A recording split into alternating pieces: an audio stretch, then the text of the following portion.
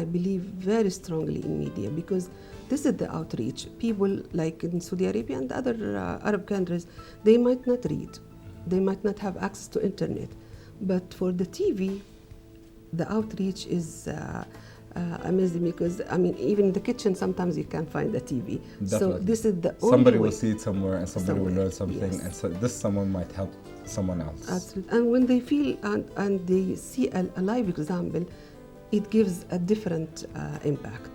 It's not like when you give a lecture. I always say when you give thousands of lectures, sometimes people might and might not listen to you. But if you give them a live example who's living, they can see that I'm having cancer, but I still you have a career. I have you my enjoy career. your life It's with not your the end of kids. the. It's not the end of the life. So it's a message that I felt it's a responsibility and a mission in life. You've been awarded many times, and if you are, on March 2007, First International Women of Courage Award by the U.S. Department of State. On the 15th of January, the President of the United States and the First Lady showed appreciation and support to your work during their visit to the kingdom. And on the 23rd of August 2008, you were honored and received Al-Miftaha Award from Prince Faisal bin Khalid of Asir region. And last but not least, Princess Al-Anud bint Abdullah, wife of Prince Khalid Al-Faisal, Prince of Mecca region, organized an event honoring your cause involving breast cancer. Those are only a few, and I do mark that I just picked a few. Has your career life been rewarding enough, or do you aspire for more? Let me tell you, on the Are you content, or do you feel there's much more for you to do? For the work and the responsibility as such, I feel that we are still in the beginning. We have a lot to be done for the cause, for the breast cancer. The award, I have to be very honest with you, on the personal level, we look for satisfaction and we feel, we appreciate the appreciation of the others. But for me, maybe I took it in a different way, that it was like supporting my cause, because when I got the award from the State Department, that was something which like ringing a loud bell. So people kept asking, what is it? Why is it? Why what was the award? Exactly. For me, it was a way of delivering the message, because people started to talk about, oh, it's because of breast cancer, because she got breast cancer, because she talked about breast cancer. It's more of an award for ending breast cancer. It's not me that they were talking about. It was about breast cancer. And this is the thing which I was looking for, to have a way to deliver the message to every single woman. You wanted to focus the spotlight on the breast cancer. So your story is included in the secondary school's English curriculum since 2008 under People Who Made a Difference. How does that make you feel?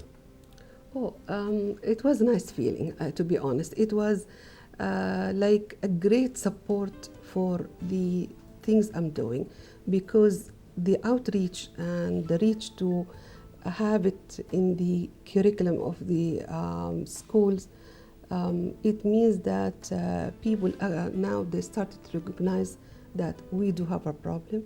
The other thing, it helps because this is the way to empower the young generation with knowledge.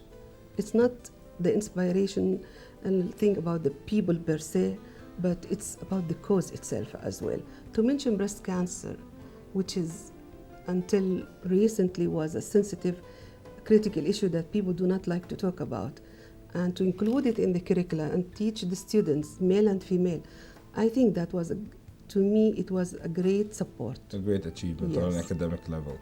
You're now establishing the first breast cancer center of excellency in the region at the King Abdulaziz University in Jeddah. Tell us a little about that. Well, this center is the first center of excellency of its kind in the region.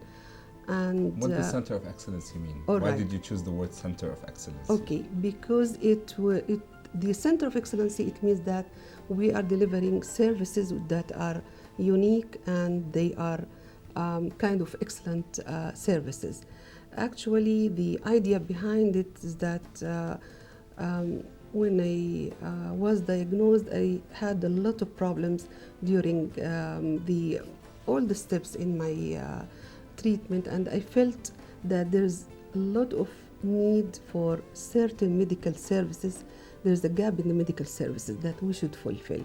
Being And you a doctor, recognize that because you needed it as a patient as and a you knew it patient, as a doctor. exactly. So I've started to think that it's time to have this kind of center in Saudi Arabia, especially when I was in the United States. I've been to John Hopkins Cancer Center, to MD Cancer Center, and to Susan G. Komen. All these centers, I've started to learn a lot about the way they deal with the breast cancer as a multidisciplinary way of managing the cases. So we thought that it's time that we have center of excellency. The university is the best place because of the it's a center of knowledge a center and to of spread knowledge. knowledge. Exactly. And we are lucky to have the president who's a great advocate and support for breast cancer in particular. And of course, the sponsoring, the fund, it came from Sheikh Mohamed Alamoudi, who already is the sponsor of the scientific chair. And he believes in the cause. And he is a great support for the cause. So we took the permission, we took the agreement from Sheikh Mohammed, and we started establishing the center. And he's your main sponsor. He is the sponsor, yes. Well, we applaud his achievement. Thank you. You are a single mom and have 2 kids, a demanding job, a calling, a cause to fight for. Is it difficult to keep a balance between work and home? It is. To be honest, it is sometimes, but it depends on the way you are handling things, organizing things. Because of the brutalization, I feel sometimes that my work comes as a priority, while at other time my children, they become priority. If one of them is sick or he needs me for any reason, he is a priority at that time. If I have a patient who is in need, then she is a priority to me. So it's just a matter of organization, but it's not easy, to be honest. It's not easy. It's not easy at all. No. So does your work ever come home with you? Yes. Most of the time, if not always. Oh my God. Yes. And how do you deal with that? How can you get to the house and your job is following you into the house? Is there a time where you separate yourself from all of the work and concentrate only on your children per day?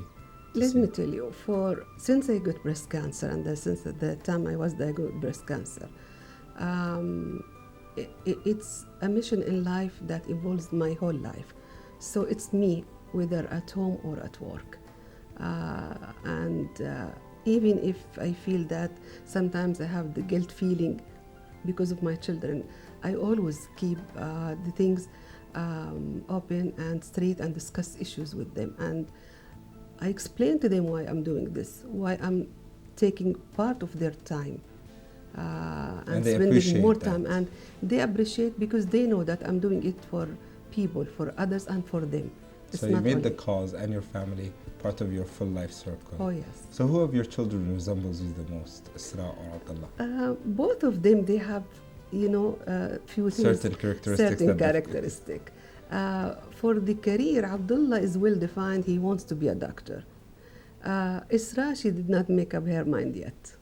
She's still not there. She's not, yes. So whom do you take after? I believe my uncle. He is the one who shared my mother raising me. My father died when I was around 9-10 years old. So I think he's the one. And now in the bottom of your heart, what is the most important goal in your life? Breast cancer, to see a day that breast cancer is history. I'm doing this for Isra and for others, so that we reach a day when breast cancer will be just an old bedtime story. Yes. I hope so. So,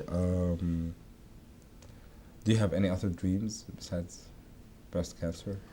Of course, for my children, and I wish that Just like any other mother. like other mother to see them, and inshallah, until they finish the most, yeah, they could achieve whatever they want, and wish them to the be best as there well. at the best, and to be there when they achieve this. I think if you're their mother, they will be great achievers. Inshallah. So, did you ever consider retiring, and why? No, I don't think. Sometimes maybe يعني, I don't know يعني, You really think it's far-fetched? you might not believe it, That's but the last no, thing. sometimes even I think, what if I have recurrence, because it's cancer, it might recur anytime, and sometimes I feel deep in my heart that even if I have recurrence, even if I am on bed, I will continue to work. I don't think I could stop. Wow, that is a This is, great perspective to look at I things. don't know. I find myself in work. I don't think I could stop ever. So, what do you do after a long day at work? How do you relax? I like writing. This why, and I find myself when I take the pen and start writing an article or. You don't find it exhausting at all? No, I find it a relief and a relaxing thing for me. I'm involving myself nowadays with the writing a documentary about the. It's not about my life, but about female medical, the female doctors. The female doctors. Yes, and it's a documentary film, but a documentary book. But I find myself in this kind of writing. Well, we wish you the best of luck. Thank you so much. Dr.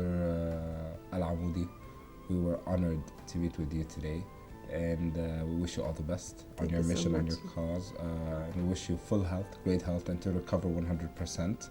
Our best regards to your children, both of them, and to every woman with breast cancer. We support your cause. Thank you so much for the great support as well. You're most welcome.